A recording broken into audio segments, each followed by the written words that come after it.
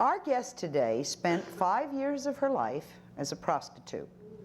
It was 6 years in which she says she was immersed in a community of sex and drug abuse and violence and AIDS and all those things that you read and hear about. This is Renee LeBlanc. She has asked that we protect her identity today, so be very frank with you. This is not her color hair, and she is wearing dark glasses. Now, Renee has put those years of prostitution behind her, but as she's going to tell you, she feels she was addicted to the lifestyle, and letting go of it was probably the hardest thing, right, that she has ever done. Suppose we start with the age-old question that a man might ask: how does a nice girl like you get into a life like this? Quite easily, actually, depending on how she was brought up, the things that happened to her when she was younger. Many nice girls go into prostitution. But one doesn't say, you know, when you're growing up, I think I'll be a prostitute when I get older, Renee. I mean, no, actually, I think it takes many years to rear into the mentality that brings a woman into prostitution. I've talked with a lot of women that have given me the excuses of I didn't have the skills, I didn't have the reading level, et cetera, but then I think about, you know, women that come over to America from different countries that can't even speak the language, but they still manage. So it implies to me that there is a choice, even though they don't see it. Okay, but a lot of people that we talk to on this show have had bad childhoods. They don't become prostitutes. In your case, why? I guess all I can do is ask you to speak for yourself. That's all I can speak for is myself and what I have personally seen. I did have a very, what I would call, abusive childhood. And a lot of it was centered around sex as a form of abuse. My father was molesting me. Sexually molesting? Yes. In fact, I look back on it now, and the only time I would get his attention was when he wanted something. And I think that created a rebellion in me. I began to think the only way I could get attention was through sex. All right. And I found that when I was in prostitution, I had all the attention I wanted. How did you start?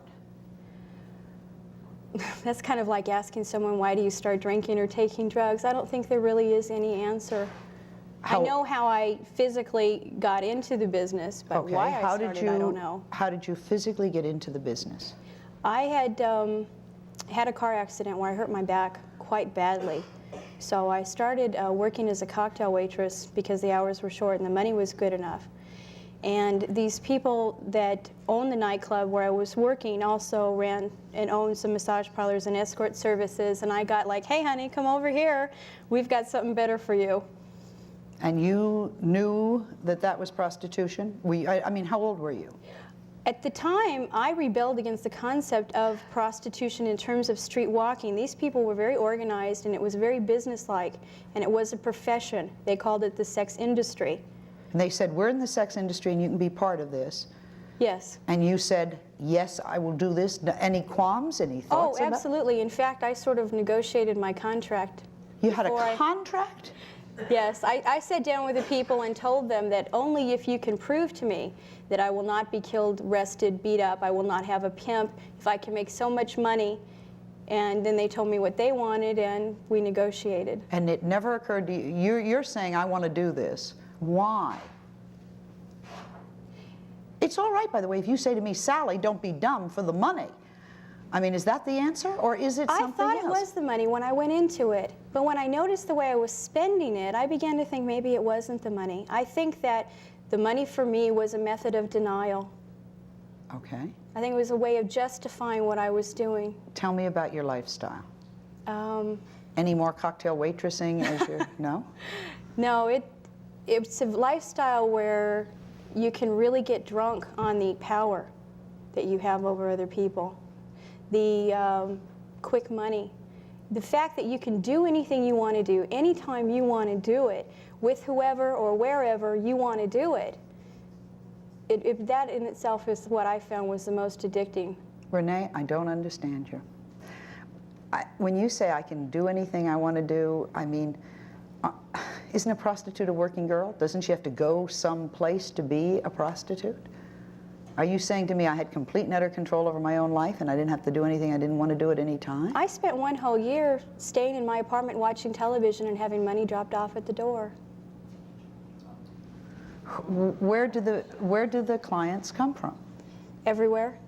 I was only dealing with the call girl escort level of the business. The men that I would see that would see a streetwalker would not even even come through the doors, or I would hang up the phone on them. We wouldn't deal with that type of a client. Okay.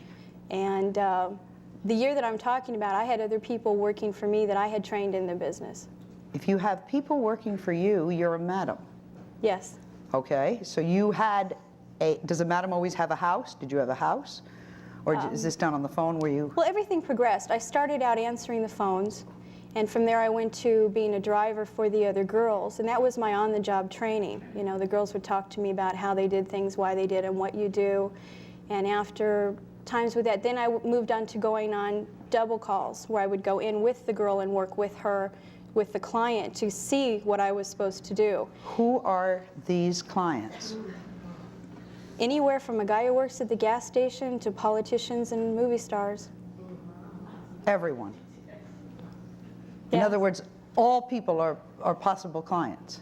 Yes, in fact, that's what made it a little difficult for me to quit the business, because I would see so many famous, rich, important people, and then in the way that I was seeing them, and then to see them on the street again with a straight face was a little difficult.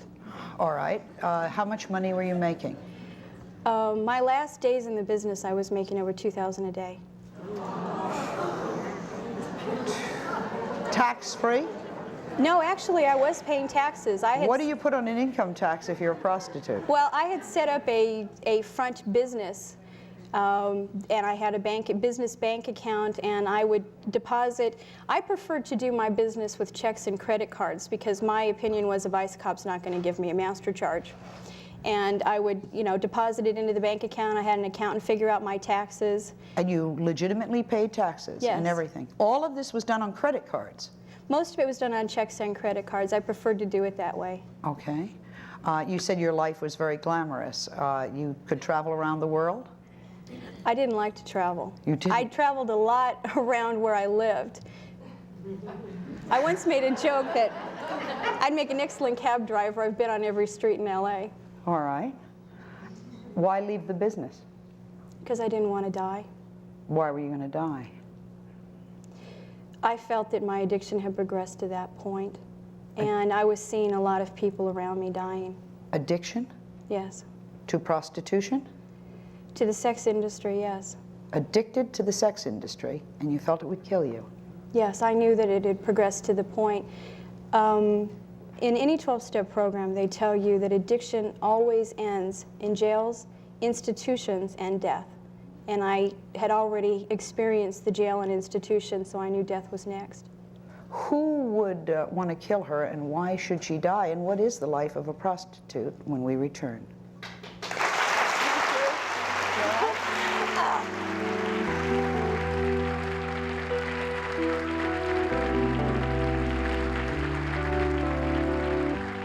Sometimes your skin gets so dry you can scratch the word dry right on your hand. And the drier your skin, the more you need Vaseline Intensive Care Lotion.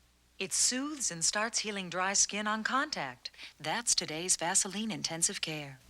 AIM innovates a special plaque-fighting toothbrush. Straight bristles and uniquely slanted bristles feel exhilarating while they help remove plaque. AIM's Plaque Fighter. Fighting plaque never felt so good.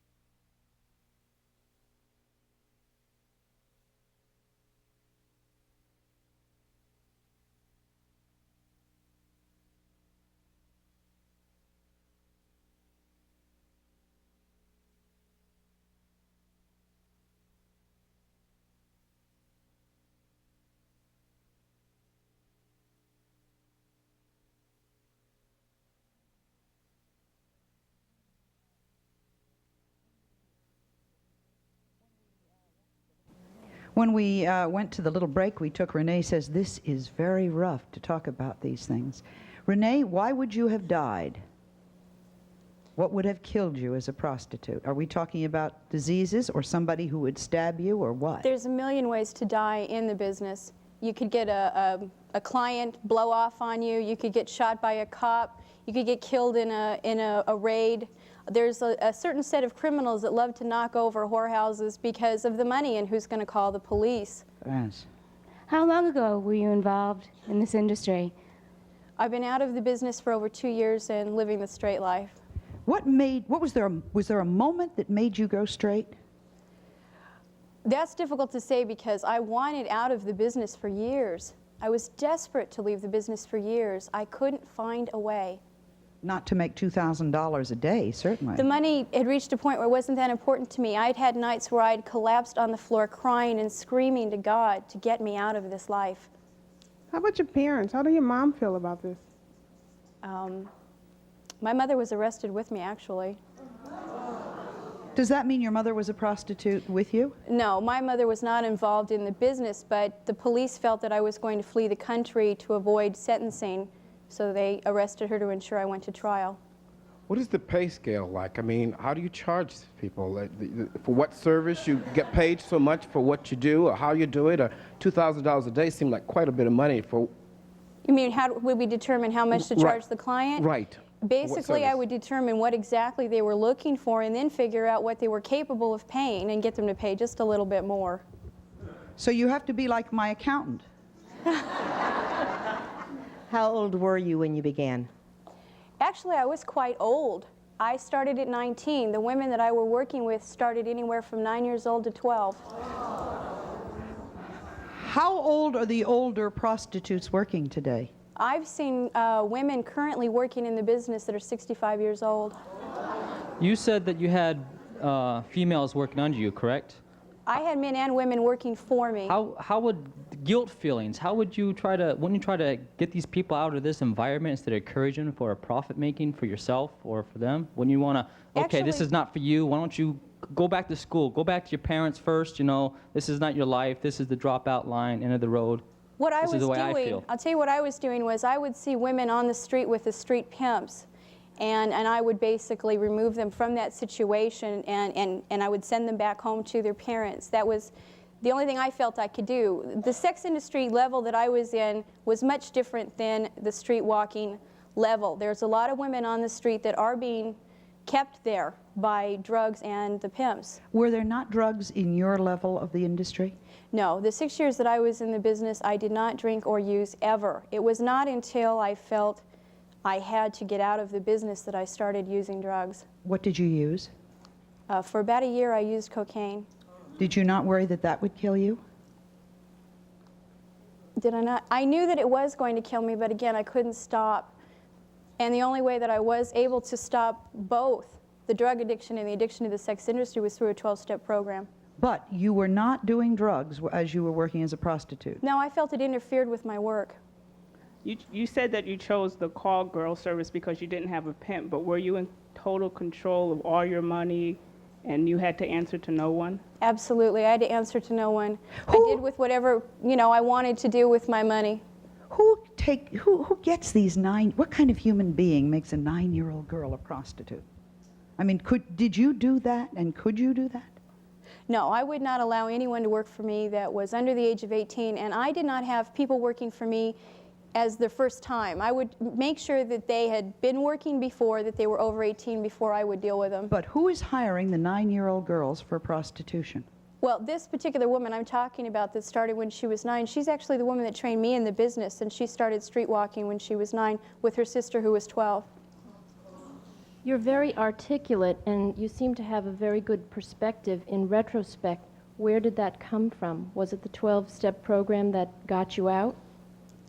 It's a two-part question. As to being articulate, I have a college education, and most of the women in the call girl escort level actually come from wealthy families and are college educated. Then why do they become prostitutes? Again, it's like asking someone why did they start drinking or using drugs. I think that addiction takes many forms of acting out. I think that's why there's all these different 12-step programs for eating disorders, alcohol disorders, drug disorders. Addiction is addiction, and the form used is very different for people. Renee, when you use the word addiction, I was always led to believe that prostitutes, especially on that level, did not enjoy the sex. Were you addicted? Are the people who do this addicted because they need more and more sex, or are they addicted because of the lifestyle? Do they enjoy the sex, I guess is first question. From what I saw, if I saw a girl who was enjoying the sex, she didn't last long in the business, or she usually wound up dead soon. So I'm right, most prostitutes do not enjoy the sex. No, in fact, I saw that any woman who stayed in the business for over 5 years would end up turning either gay or a little bit into B&D, actually. I just wanted to ask the question, where did you go for help to get out of this situation you were in? About my 3rd year in the business, I tried many different methods to get out. I tried seeing psychiatrists, I tried calling different programs that were set up supposedly for prostitutes, but they were set up for more of the streetwalker level. You know, I called up one program and I said, I've got to get out of the business, and they said, we're going to put you in a recovery home, but I'm living in a condo with the sports car and the fur coats, and I did not want to be put in a recovery home. Can I don't want any, I have to be very careful of this, because I don't want, especially young people, to think, hey, this is a way to make a buck. Absolutely But could not. somebody conceive, and you're going to have to help me talk them out of it, could somebody conceivably go and earn $2,000 a day, I don't know how to do this math, but you know what I'm thinking, for a couple of years and never have to work again the rest of their life? Can you make yourself, or did you make yourself independently wealthy? Well, I can tell you that I read a story in the newspaper actually that I felt summed up why I quit. And it was supposedly there was a Colombian dope dealer that was sitting in a $1 million Lamborghini on the side of the road with 2 bullets in his head. And that would make I anybody reached a point stop. where I realized that the money means nothing if you're dead. In fact, I feel that's why I'm coming forward and doing this show. I have seen a lot of women who have been in the business who haven't been in it that long and haven't really gone all the way through the cycle get up here and talk about how wonderful it is. And